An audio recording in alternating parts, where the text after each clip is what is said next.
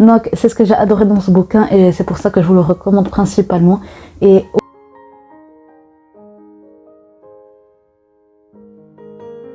yo à tous, j'espère que vous allez bien. Pour ma part ça va super. On se retrouve aujourd'hui pour une toute nouvelle vidéo où je vais vous présenter 5 livres avec une relation mère-enfant juste magnifique. Commençons sans plus tarder avec le premier livre de cette vidéo et c'est Circé de Madeline Miller paru chez Pocket. Donc ici on va suivre la vie de Circé de sa naissance jusqu'à un point très avancé de sa vie. Et je vous recommande ce livre pour la relation entre Circé et son premier enfant qu'elle a eu dans le livre. Bon, ça arrive quand même assez tard, ne vous attendez pas à avoir cette relation dès le début. Donc vraiment la relation entre Circé et son enfant est juste touchante, émouvante et poignante à mon sens, et j'ai adoré ça, j'ai adoré ce point.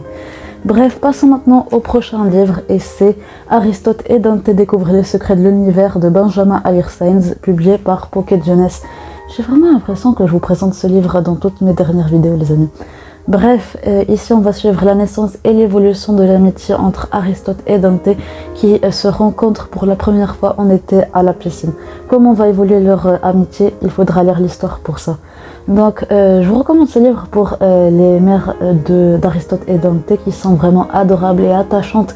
On a envie d'être amis avec elles parce que vraiment elles sont géniales, elles sont adorables, elles sont juste magnifiques, et le fait qu'elles soient là pour leur fils, vraiment c'est magnifique.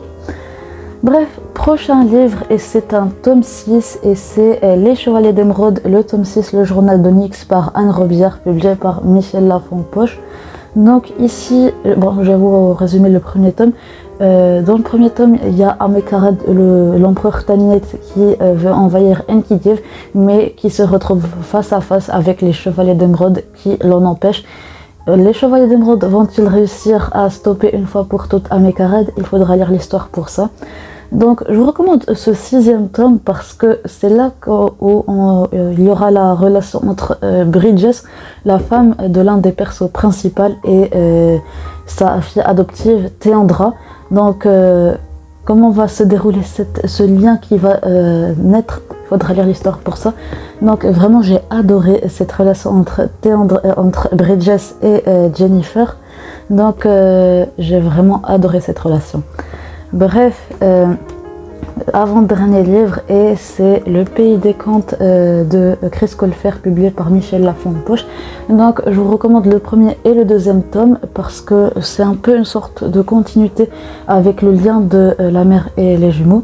Bref, pour le résumé, on va suivre Alex et Connor qui vont découvrir un livre assez bizarre, assez magique, parce qu'il va les faire voyager jusqu'au pays des contes où les contes de leur enfance vont prendre vie, ou plutôt ont déjà pris vie puisqu'ils sont grands, ils sont assez différents des contes qu'ils ont pu découvrir plus jeunes.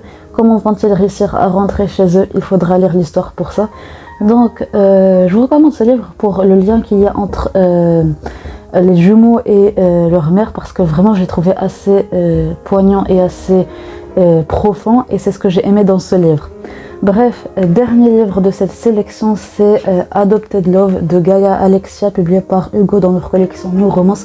Je n'ai lu que le premier tome pour l'instant.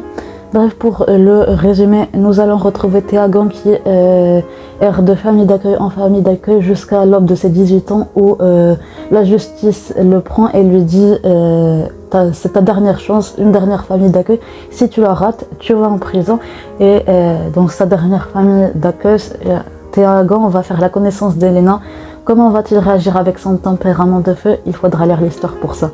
Donc je recommande ce livre parce que Théagan, le lien entre Théagan et Soli, vraiment il est unique.